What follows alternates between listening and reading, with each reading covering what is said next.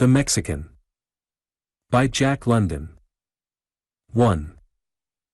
Nobody knew his history, they of the junta least of all. He was their little mystery, their big patriot, and in his way he worked as hard for the coming Mexican Revolution as did they. They were tardy in recognizing this, for not one of the junta liked him. The day he first drifted into their crowded, busy rooms, they all suspected him of being a spy, one of the bought tools of the Diaz Secret Service. Too many of the comrades were in civil and military prisons scattered over the United States, and others of them, in irons, were even then being taken across the border to be lined up against adobe walls and shot. At the first sight the boy did not impress them favorably. Boy he was, not more than 18 and not over large for his years. He announced that he was Felipe Rivera, and that it was his wish to work for the revolution. That was all, not a wasted word, no further explanation. He stood waiting.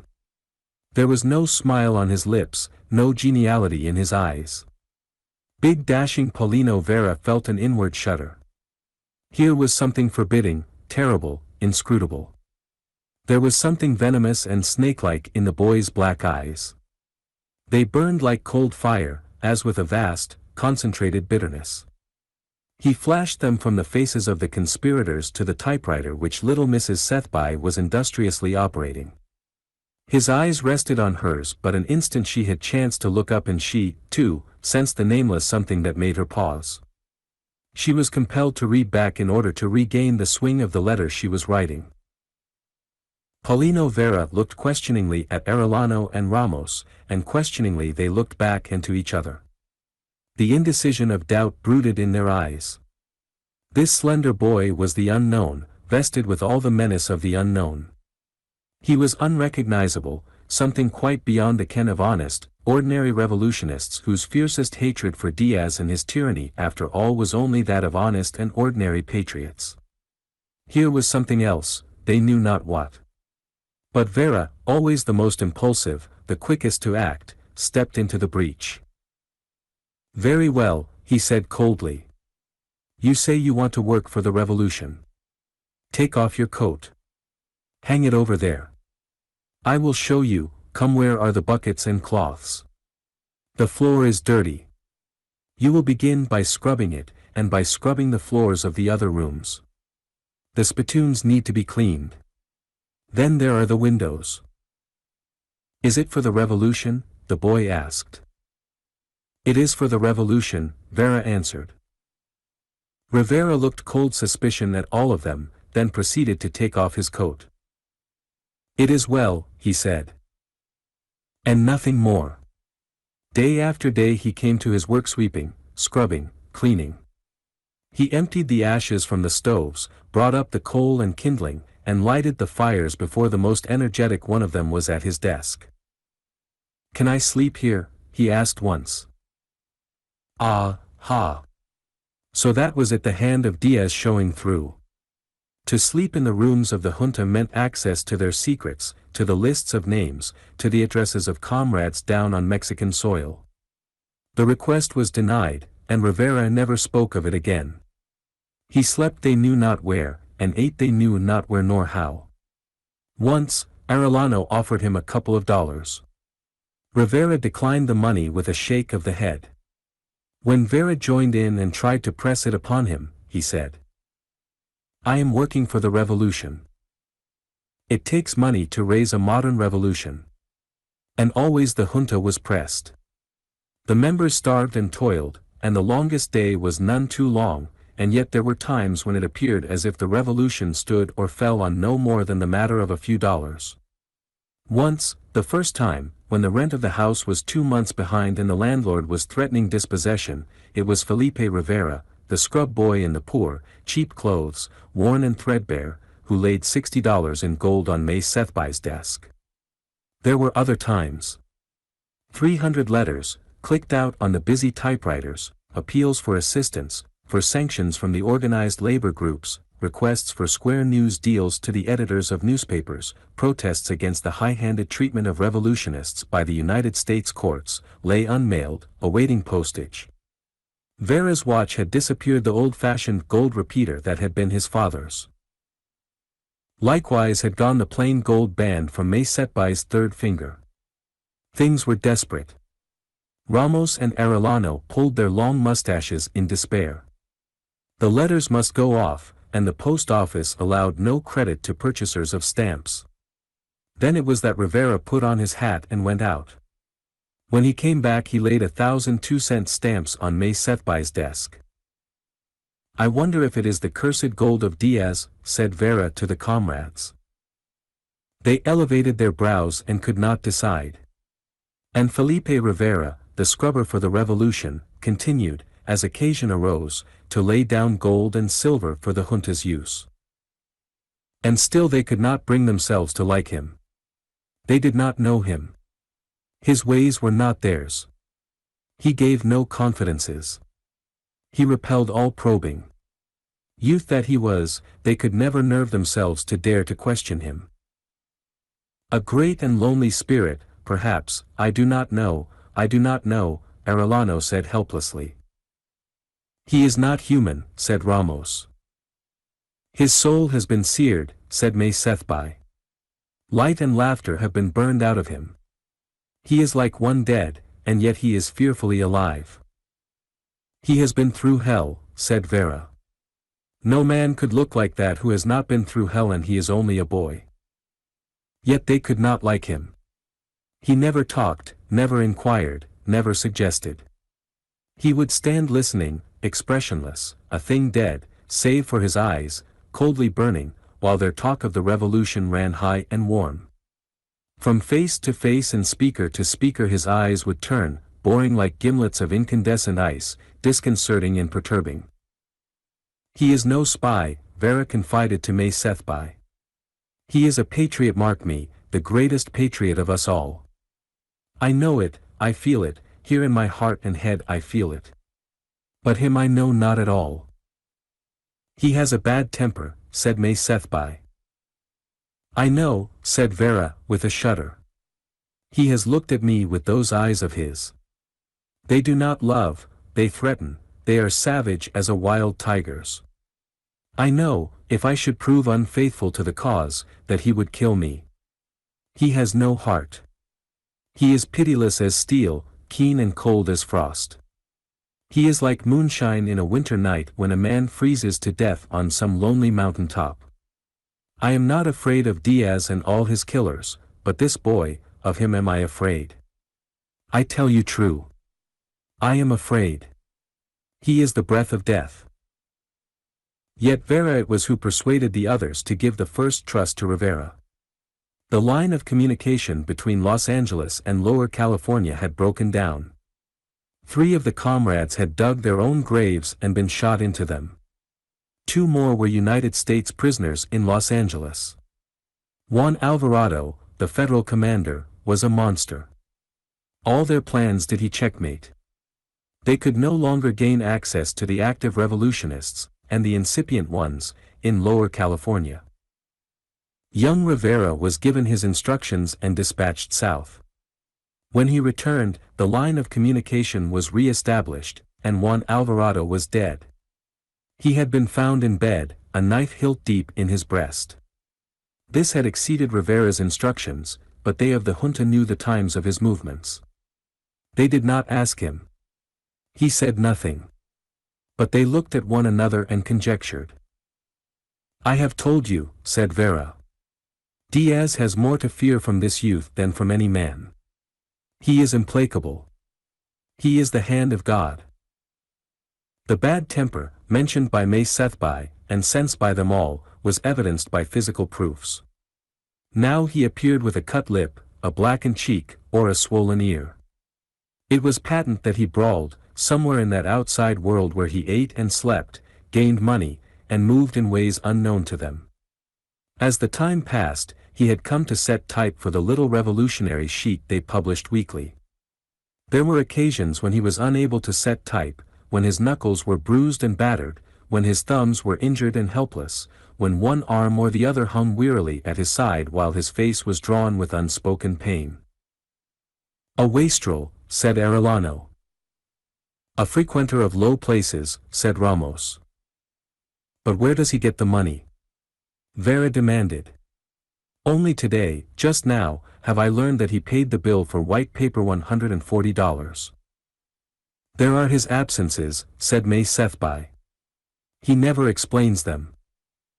We should set a spy upon him, Ramos propounded. I should not care to be that spy, said Vera. I fear you would never see me again, save to bury me. He has a terrible passion. Not even God would he permit to stand between him and the way of his passion. I feel like a child before him, Ramos confessed. To me he is power, he is the primitive, the wild wolf, the striking rattlesnake, the stinging centipede, said Arellano. He is the revolution incarnate, said Vera. He is the flame and the spirit of it, the insatiable cry for vengeance that makes no cry but that slays noiselessly. He is a destroying angel in moving through the still watches of the night. I could weep over him, said May Sethby. He knows nobody. He hates all people. Us he tolerates, for we are the way of his desire. He is alone. Lonely. Her voice broke in a half-sob and there was dimness in her eyes.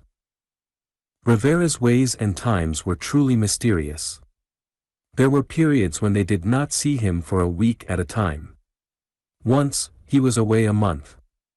These occasions were always capped by his return, when, without advertisement or speech, he laid gold coins on May Sethby's desk.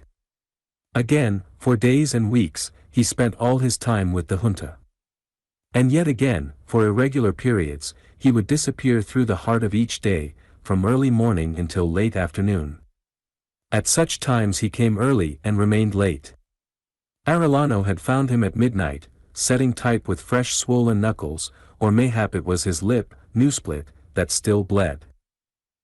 2. The time of the crisis approached. Whether or not the revolution would be dependent upon the junta, and the junta was hard-pressed. The need for money was greater than ever before, while money was harder to get.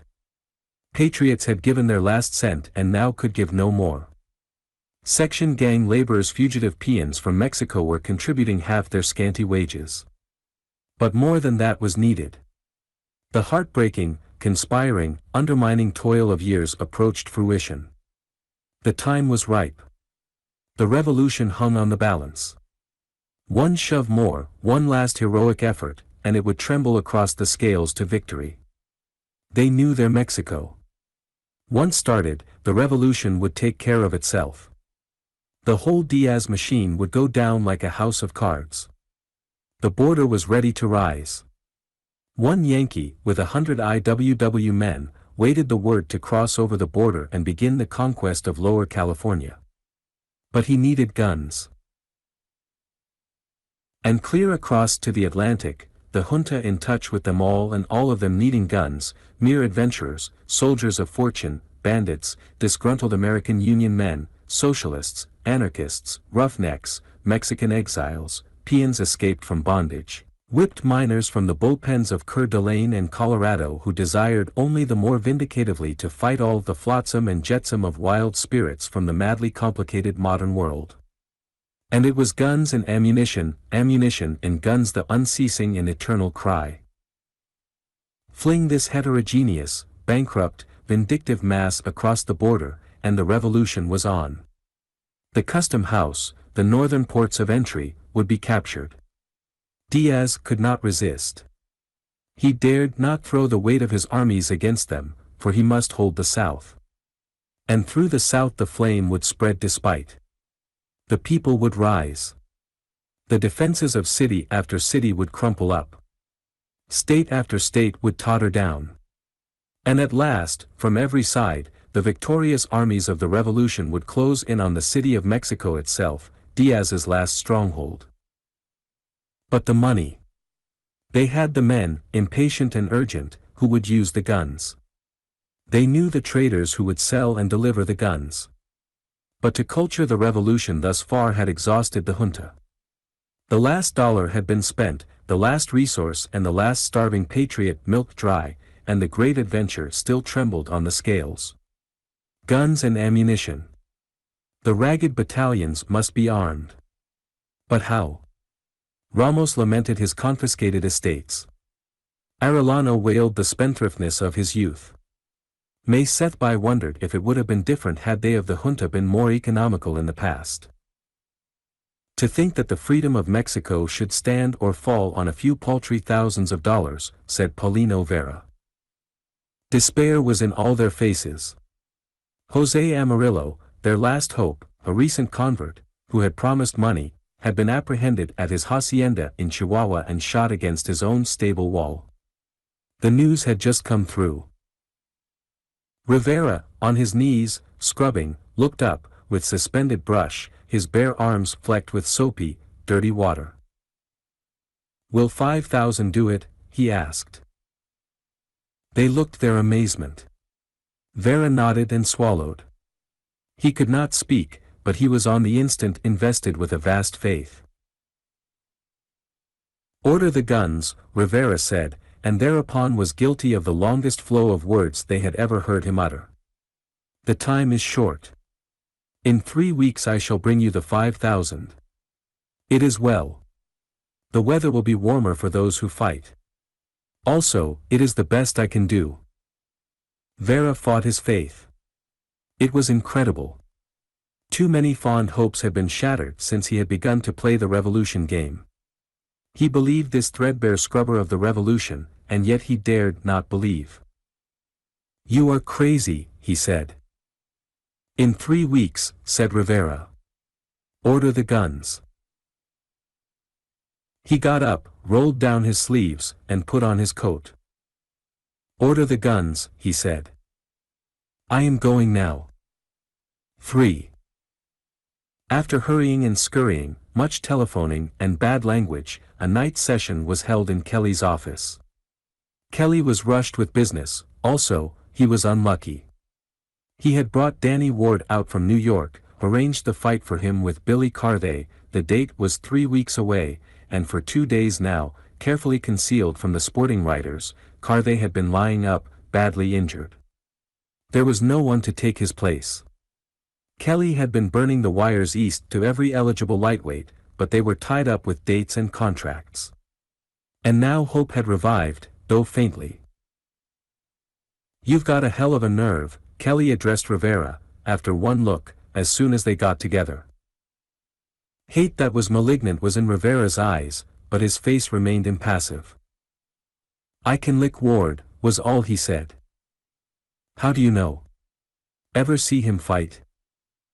Rivera shook his head. "He can beat you up with one hand and both eyes closed." Rivera shrugged his shoulders. "Haven't you got anything to say?" the fight promoter snarled. "I can lick him." "Who'd you ever fight, anyway?" Michael Kelly demanded.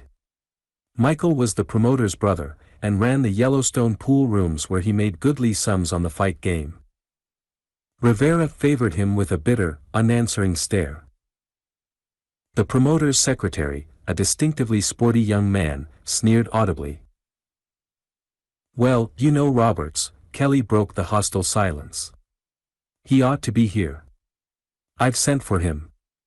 Sit down and wait, though from the looks of you, you haven't got a chance. I can't throw the public down with a bum fight. Ringside seats are selling at $15, you know that." When Roberts arrived, it was patent that he was mildly drunk. He was a tall, lean, slack-jointed individual, and his walk, like his talk, was a smooth and languid drawl. Kelly went straight to the point.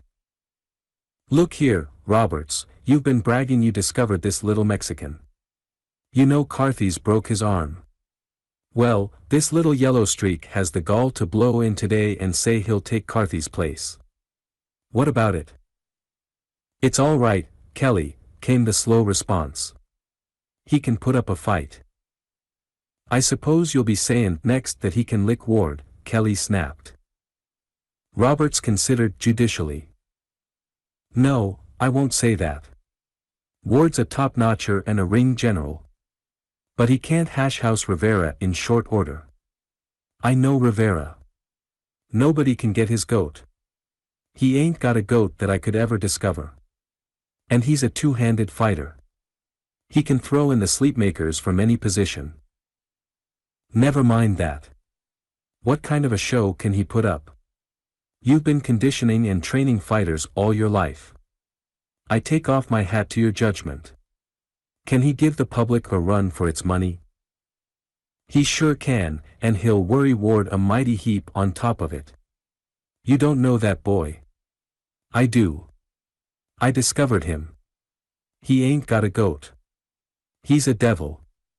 He's a whizzywuzz if anybody should ask you. He'll make Ward sit up with a show of local talent that'll make the rest of you sit up. I won't say he'll lick Ward, but he'll put up such a show that you'll all know he's a comer. All right. Kelly turned to his secretary. Ring up Ward.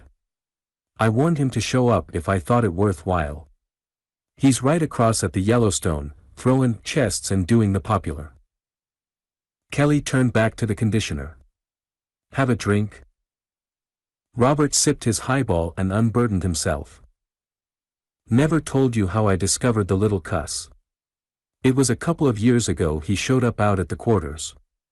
I was getting Prane ready for his fight with Delaney. Prane's wicked. He ain't got a tickle of mercy in his makeup. I chopped up his partners something cruel, and I couldn't find a willing boy that'd work with him. I'd noticed this little starved Mexican kid hanging around, and I was desperate. So I grabbed him, shoved on the gloves and put him in. He was tougher and rawhide, but weak. And he didn't know the first letter in the alphabet of boxing. Prane chopped him to ribbons. But he hung on for 2 sickening rounds, when he fainted. Starvation, that was all. Battered. You couldn't have recognized him. I gave him $50 and a square meal. You oughta seen him wolf it down. He hadn't had the end of a bite for a couple of days. That's the end of him, thinks I. But next day he showed up, stiff and sore, ready for another half and a square meal. And he done better as time went by. Just a born fighter, and tough beyond belief.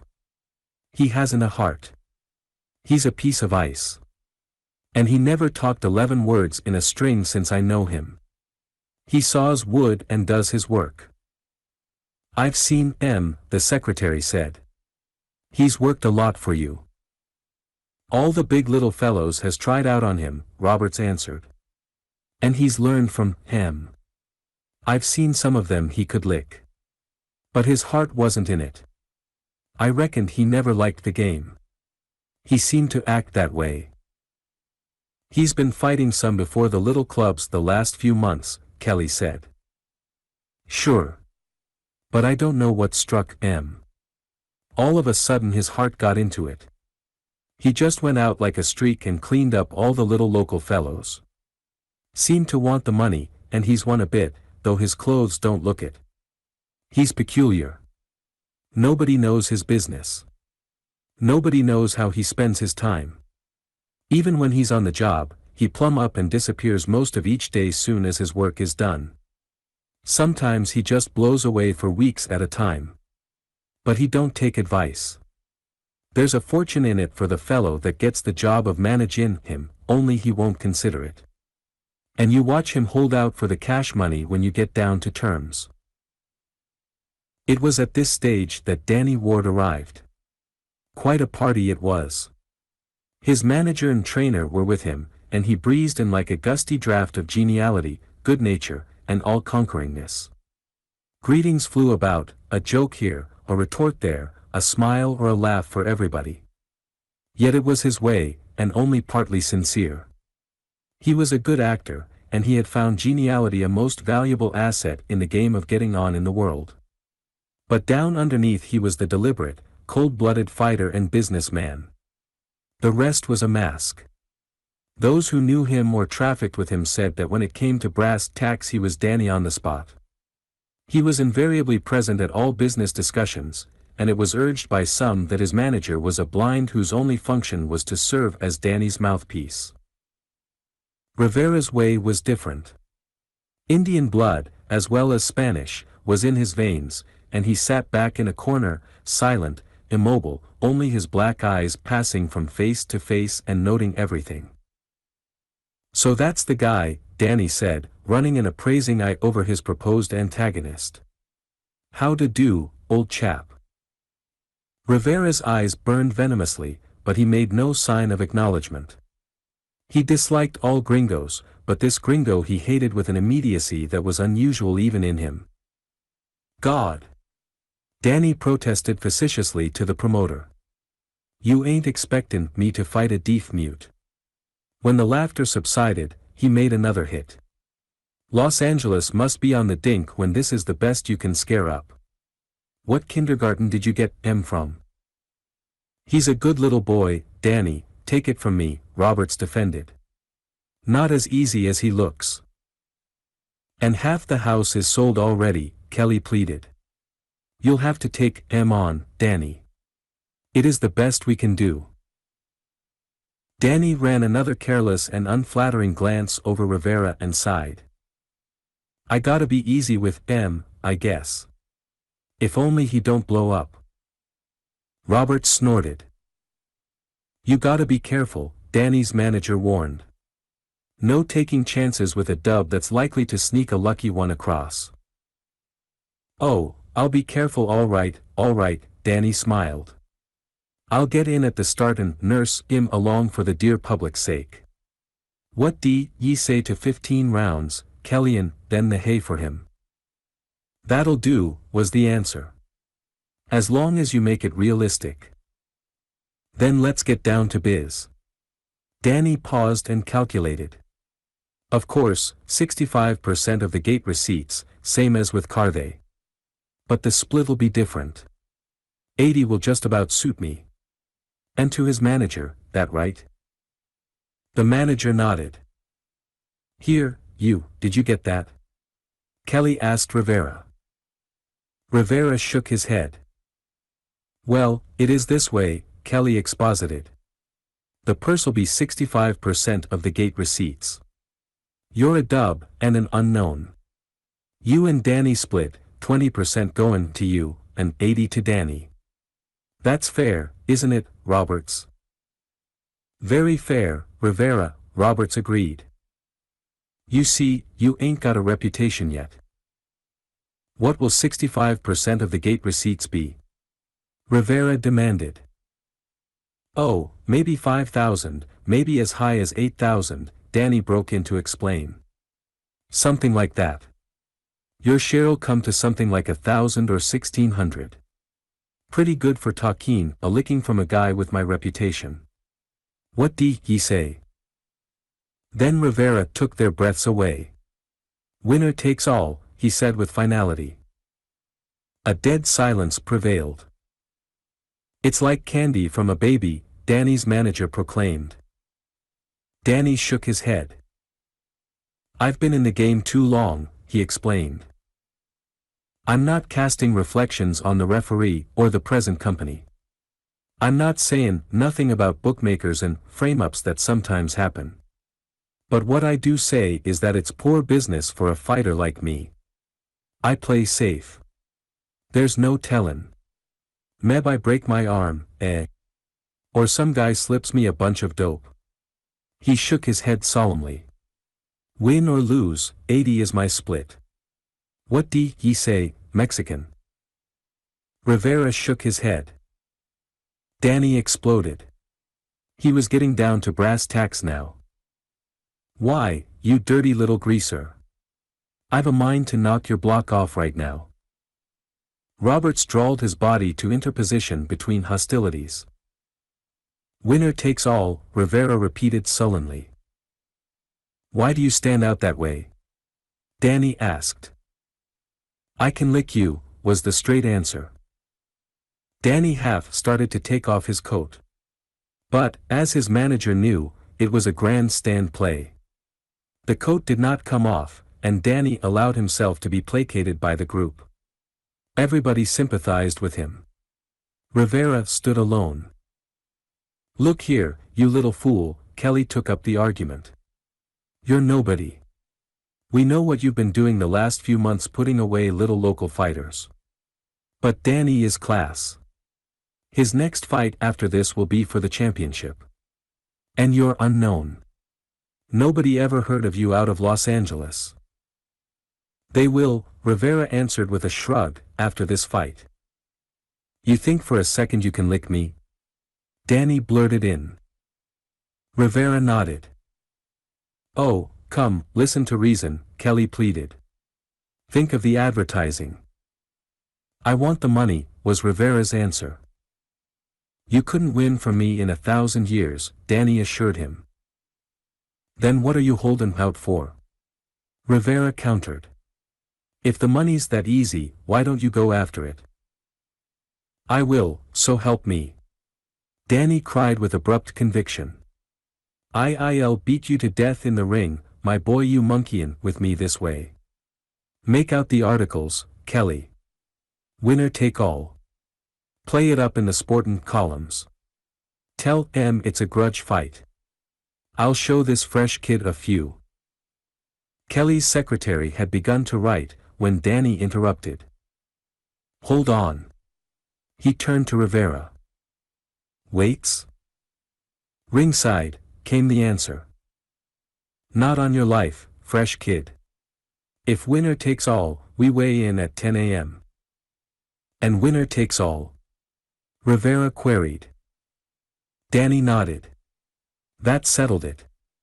He would enter the ring in his full ripeness of strength. Weigh in at 10, Rivera said. The secretary's pen went on scratching. It means 5 pounds, Roberts complained to Rivera. You've given too much away.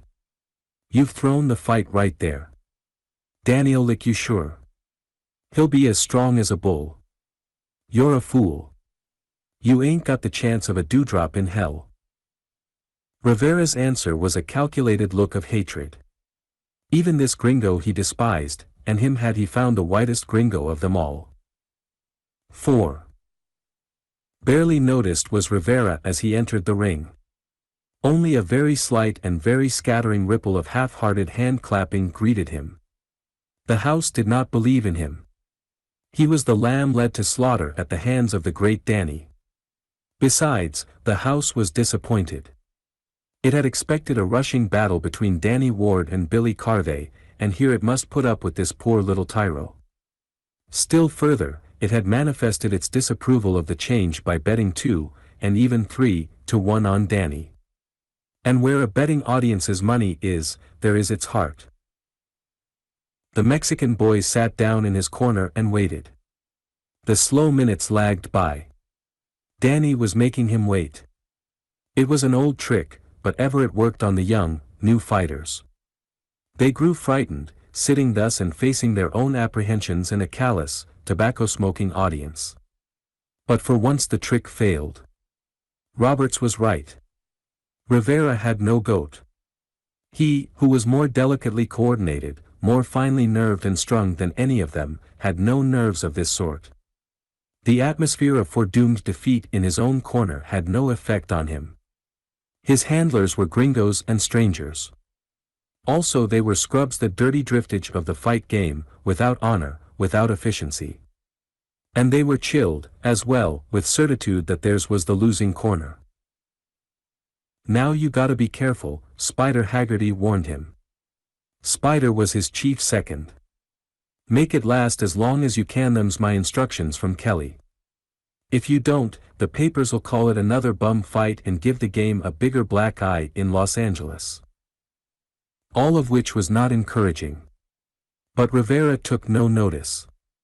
He despised prize fighting. It was the hated game of the hated gringo. He had taken up with it, as a chopping block for others in the training quarters, solely because he was starving. The fact that he was marvelously made for it had meant nothing. He hated it.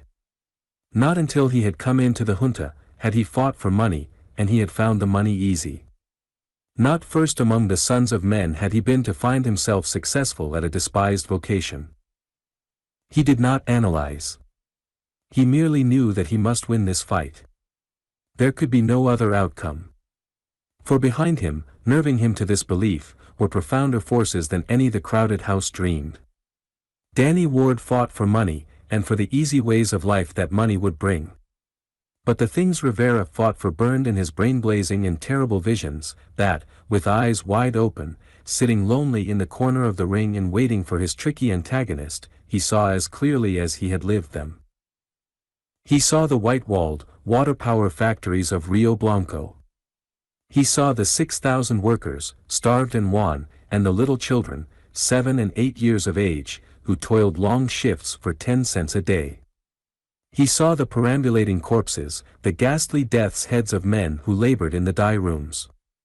He remembered that he had heard his father call the dye rooms the suicide holes, where a year was death. He saw the little patio, and his mother cooking and moiling at crude housekeeping and finding time to caress and love him.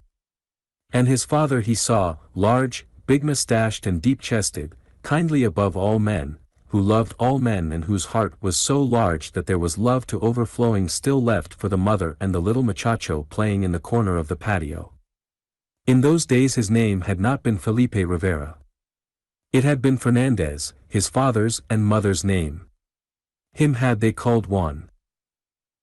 Later, he had changed it himself, for he had found the name of Fernandez hated by prefects of police, chiefs politicos, and rurales. Big, hardy Joaquin Fernandez.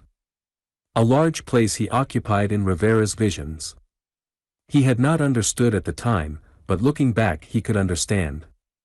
He could see him setting type in the little printery, or scribbling endless hasty, nervous lines on the much-cluttered desk.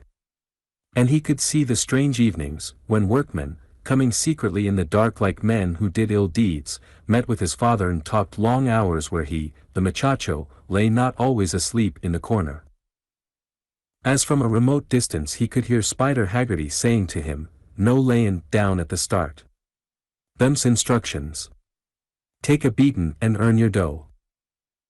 10 minutes had passed, and he still sat in his coma. There were no signs of Danny, who was evidently playing the trick to the limit. But more visions burned before the eye of Rivera's memory. The strike, or, rather, the lockout, because the workers of Rio Blanco had helped their striking brothers of Puebla.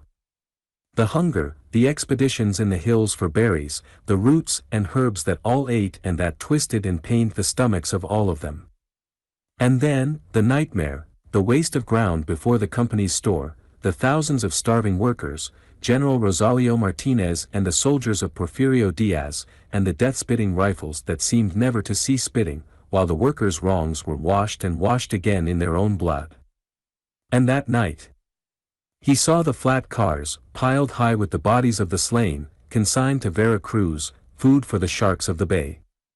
Again he crawled over the grisly heaps, seeking and finding, stripped and mangled, his father and his mother. His mother he especially remembered only her face projecting, her body burdened by the weight of dozens of bodies. Again the rifles of the soldiers of Porfirio Diaz cracked, and again he dropped to the ground and slunk away like some hunted coyote of the hills. To his ears came a great roar, as of the sea, and he saw Danny Ward, leading his retinue of trainers and seconds, coming down the center aisle. The house was in wild uproar for the popular hero who was bound to win. Everybody proclaimed him. Everybody was for him. Even Rivera's own seconds warmed to something akin to cheerfulness when Danny ducked jauntily through the ropes and entered the ring. His face continually spread to an unending succession of smiles, and when Danny smiled he smiled in every feature, even to the laughter wrinkles of the corners of the eyes and into the depths of the eyes themselves. Never was there so genial a fighter. His face was a running advertisement of good feeling, of good fellowship. He knew everybody. He joked, and laughed, and greeted his friends through the ropes. Those farther away, unable to suppress their admiration, cried loudly, "Oh, you Danny." It was a joyous ovation of affection that lasted a full 5 minutes. Rivera was disregarded. For all that the audience noticed, he did not exist. Spider Laggerty's bloated face bent down close to his. "No gettin' scared," the spider warned. "And remember instructions. You gotta last. No layin' down. If you lay down, we got instructions to beat you up in the dressing rooms. Salve." You just gotta fight. The house began to applaud. Danny was crossing the ring to him. Danny bent over, caught Rivera's right hand in both his own and shook it with impulsive heartiness. Danny's smile-wreathed face was close to his. The audience yelled its appreciation of Danny's display of sporting spirit. He was greeting his opponent with the fondness of a brother. Danny's lips moved, and the audience, interpreting the unheard words to be those of a kindly-natured sport, yelled again. Only Rivera heard the low words. "You little Mexican rat," hissed from between Danny's gaily smiling lips, "I'll fetch the yellow out of you." Rivera made no move. He did not rise. He merely hated with his eyes. "Get up, you dog," some man yelled through the ropes from behind. The crowd began to hiss and boo him for his unsportsmanlike conduct, but he sat unmoved. Another great outburst of applause was Danny's as he walked back across the ring. When Danny stripped, there was O's and ahs of delight. His body was perfect, alive with easy suppleness and health and strength. The skin was white as a woman's, and as smooth. All grace, and resilience, and power resided therein. He had proved it in scores of battles. His photographs were in all the physical culture magazines. A groan went up as Spider Haggerty peeled Rivera's sweater over his head. His body seemed leaner, because of the swarthiness of the skin. He had muscles, but they made no display like his opponent's. What the audience neglected to see was the deep chest. Nor could it guess the toughness of the fiber of the flesh, the instantaneousness of the cell explosions of the muscles, the fineness of the nerves that wired every part of him into a splendid fighting mechanism. All the audience saw was a brown-skinned boy of 18 with what seemed the body of a boy. With Danny it was different. Danny was a man of 24, and his body was a man's body. The contrast was still more striking as they stood together in the center of the ring receiving the referee's last instructions. Rivera noticed Roberts sitting directly behind the newspaper men. He was drunker than usual, and his speech was correspondingly slower. "Take it easy, Rivera," Roberts drawled. "He can't kill you, remember that. He'll rush you at the go-off, but don't get rattled. You just install, and clinch. He can't hurt cover up, much. Just make believe to yourself that he's choppin' out on you at the trainin' quarters." Rivera made no sign that he had heard. "Sullen little devil," Roberts muttered to the man next to him. He always was that way. But Rivera forgot to look his usual hatred. A vision of countless rifles blinded his eyes. Every face in the audience, far as he could see, to the high-dollar seats, was transformed into a rifle. And he saw the long Mexican border arid and sun-washed and aching, and along it he saw the ragged bands that delayed only for the guns. Back in his corner he waited, standing up. His seconds had crawled out through the ropes, taking the canvas stool with them. Diagonally across the squared ring, Danny faced him. The gong struck, and the battle was on. The audience howled its delight. Never had it seen a battle open more convincingly. The papers were right. It was a grudge fight. 3/4 of the distance Danny covered in the rush to get together, his intention to eat up the Mexican lad plainly advertised. He assailed with not one blow, nor two, nor a dozen. He was a gyroscope of blows, a whirlwind of destruction. Rivera was nowhere. He was overwhelmed, buried beneath avalanches of punches delivered from every angle and position by a past master in the art. He was overborne, swept back against the ropes, separated by the referee, and swept back against the ropes again. It was not a fight. It was a slaughter, a massacre. Any audience, save a prize-fighting one, would have exhausted its emotions in that first minute. Danny was certainly showing what he could do, a splendid exhibition. Such was the certainty of the audience, as well as its excitement and favoritism, that it failed to take notice that the Mexican still stayed on his feet. It forgot Rivera. It rarely saw him, so closely was he enveloped in Danny's man-eating attack. A minute of this went by, and 2 minutes. Then, in a separation, it caught a clear glimpse of the Mexican. His lip was cut, his nose was bleeding. As he turned and staggered into a clinch, the welts of oozing blood, from his contacts with the ropes, showed in red bars across his back. But what the audience did not notice was that his chest was not heaving and that his eyes were coldly burning as ever. Too many aspiring champions, in the cruel welter of the training camps, had practiced this man-eating attack on him. He had learned to live through for a compensation of from $50 a go up to $15 a week a hard school, and he was schooled hard.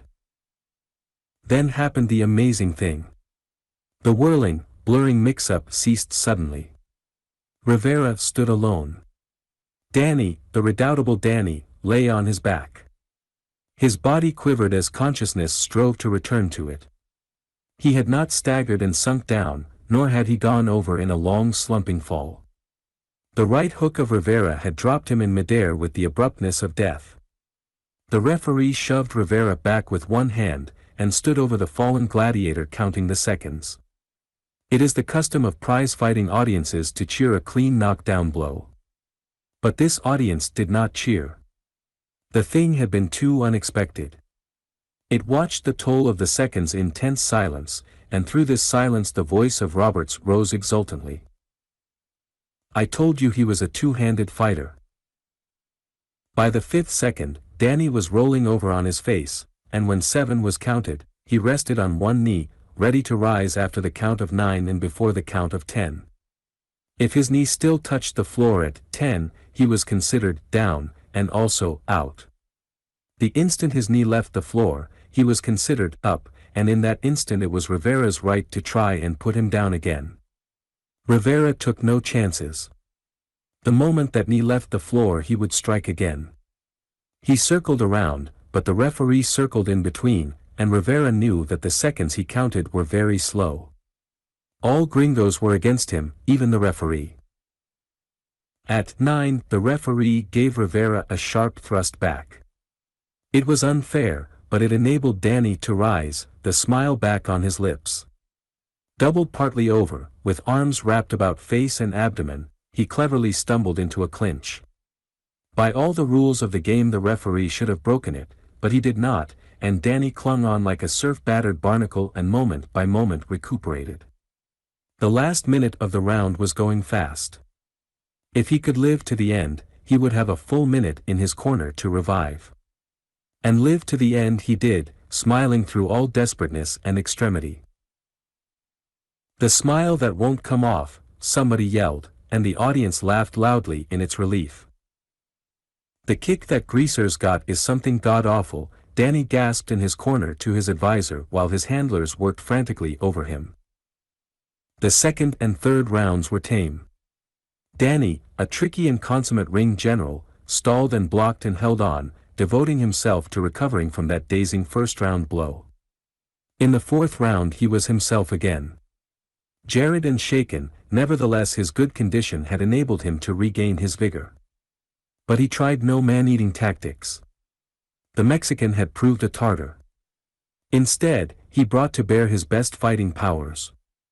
In tricks and skill and experience he was the master, and though he could land nothing vital, he proceeded scientifically to chop and wear down his opponent. He landed 3 blows to Rivera's 1, but they were punishing blows only, and not deadly. It was the sum of many of them that constituted deadliness. He was respectful of this two-handed dub with the amazing short-arm kicks in both his fists. In defense, Rivera developed a disconcerting straight left. Again and again, attack after attack he straight-lefted away from him with accumulated damage to Danny's mouth and nose. But Danny was protean. That was why he was the coming champion. He could change from style to style of fighting at will. He now devoted himself to infighting. In this he was particularly wicked, and it enabled him to avoid the other's straight left. Here he set the house wild repeatedly, capping it with a marvelous lock break and lift of an inside uppercut that raised the Mexican in the air and dropped him to the mat. Rivera rested on one knee, making the most of the count, and in the soul of him he knew the referee was counting short seconds on him. Again, in the seventh, Danny achieved the diabolical inside uppercut. He succeeded only in staggering Rivera, but, in the ensuing moment of defenseless helplessness, he smashed him with another blow through the ropes. Rivera's body bounced on the heads of the newspaper men below, and they boosted him back to the edge of the platform outside the ropes. Here he rested on one knee, while the referee raced off the seconds. Inside the ropes, through which he must duck to enter the ring, Danny waited for him. Nor did the referee intervene or thrust Danny back. The house was beside itself with delight. "Kill him, Danny, kill him," was the cry. Scores of voices took it up until it was like a war chant of wolves.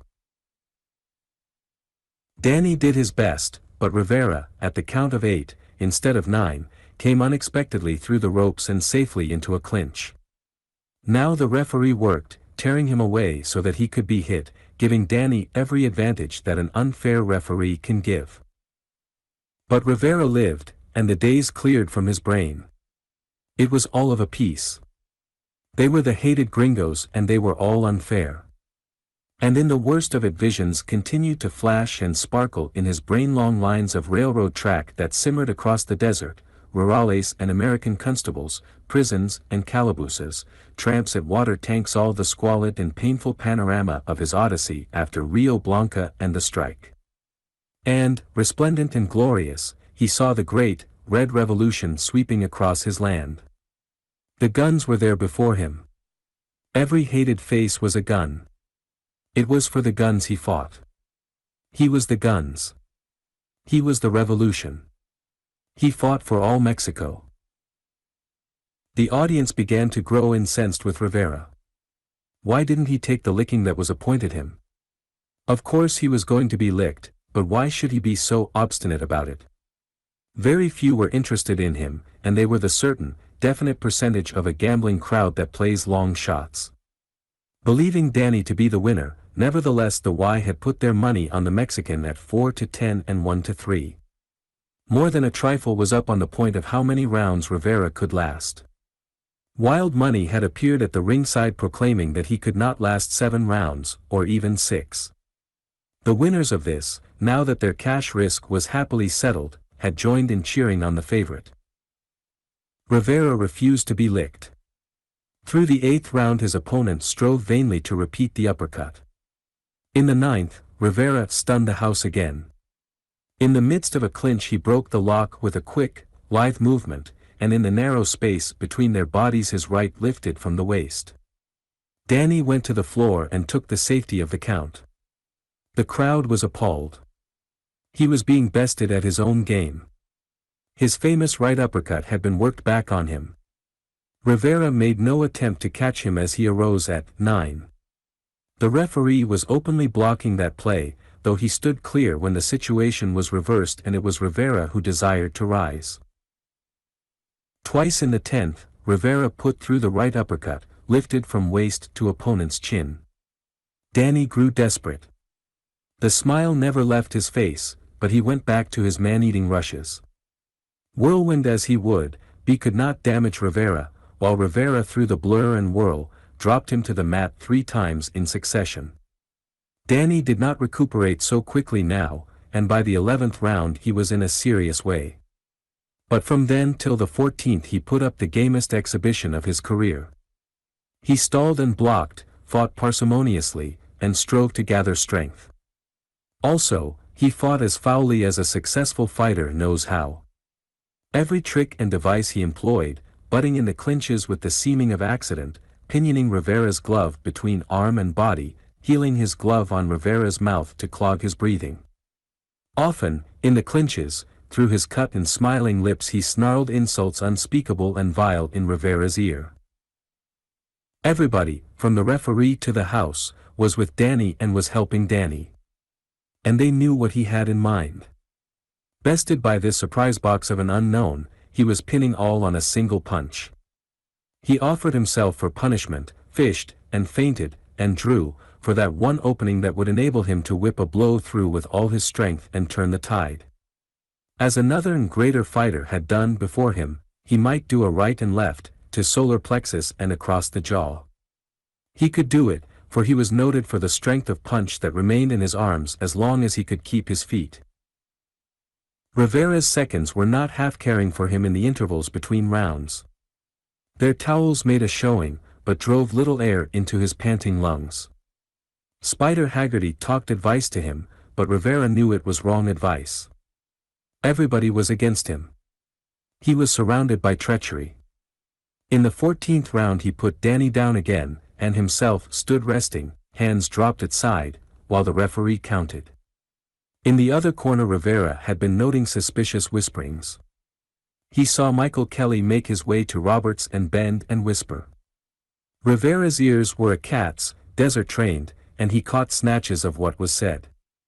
He wanted to hear more, and when his opponent arose he maneuvered the fight into a clinch over against the ropes. Got to, he could hear Michael, while Roberts nodded. Danny's got to win, I stand to lose a mint, I've got a ton of money covered my own. If he lasts the 15th I'm bust the boil, mind you. Put something across. And thereafter Rivera saw no more visions. They were trying to job him. Once again he dropped Danny and stood resting, his hands at his slide. Roberts stood up. That settled him, he said. Go to your corner. He spoke with authority, as he had often spoken to Rivera at the training quarters. But Rivera looked hatred at him and waited for Danny to rise.